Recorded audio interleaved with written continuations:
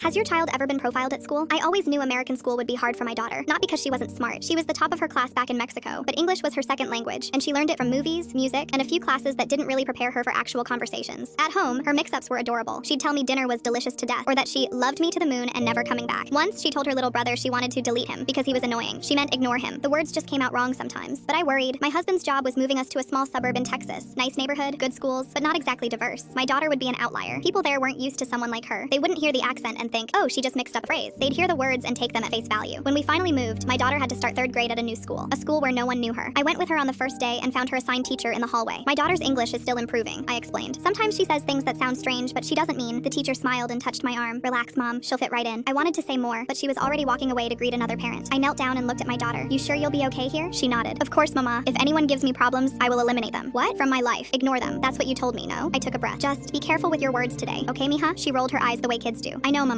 I'm not a baby. The first month exceeded every expectation I had. My daughter came home glowing. She talked about her new friends. A girl named Brittany who shared her crayons. A boy named Marcus who made her laugh at recess. She said her teachers were not so bad. For her, that was a compliment. Then I got the call. Mrs. Vargas, your daughter made a violent threat toward her teacher. You need to come to the school immediately. We're recommending expulsion. I drove 20 miles over the speed limit the entire way. When I arrived, my daughter was sitting in the front office, confusion all over her face. The principal was standing with her arms crossed. The teacher, Mrs. Patterson, was red in the face. Your daughter threatened me in front of the entire class, Mrs. Patterson said before I could even sit down. What did she say? I asked. The principal read from a written statement. She said, and I quote, "You will regret this." I turned to my daughter. Mija, what happened? She gave us a big project due the same day as our book report, my daughter explained. I raised my hand and asked if we could have one more day. She said no. So I told her she will regret this when she sees how bad everyone's projects are. I exhaled. In Spanish, we say, lo vas a lamentar. You will regret it. She translated it directly. She meant you'd feel bad about your decision. It wasn't a threat. Mrs. Patterson didn't seem convinced. That's not all. Earlier this month, she told another student, a boy, that she wanted to, quote, take him out. My daughter jumped in. We were playing a video game at recess. His character was winning. I said I wanted to take him out. His character. In the game, the principal cleared her throat. And last week, she stood up in front of the entire class and said, tomorrow, I'm coming for all of you. No one is safe. You will all cry. My show and tell. My daughter looked at me desperate. It was about our family. About how we moved to America. I worked so hard on it. I wanted it to be emotional, touching. I wanted people to feel something. I pulled out my phone and showed them her enrollment documents. English language learner status. Her transcript from Mexico. Even videos of her asking me on the car ride home, how do you say this in English? Mrs. Patterson glanced at the screen. Convenient. She's been here a month. She should know better by now. Before I could respond, I heard footsteps. A group of kids appeared in the doorway. Brittany spoke first. Mrs. Patterson, Sophia isn't threatening anyone. She just mixes up words sometimes. Marcus stepped forward. She told me she wanted to finish me last week during Mario Kart. I knew what she meant. We all did. Another girl chimed in. That show and tell she gave about her family coming to America, half the class actually did cry. It was really good. One boy laughed. She told me my joke was so funny she wanted me to die. I knew she wasn't actually threatening me. She just talks like that. The principal looked at Mrs. Patterson. Mrs. Patterson looked at the floor. The expulsion was overturned that afternoon. When we got to the car, my daughter sat quietly for a moment. Then she turned to me with a small smile. I have good friends, Mama. I looked at her. This girl who had crossed a border, learned a new language, and somehow made people understand her heart, even when her words got tangled. Yeah, Mija, I said, you really do.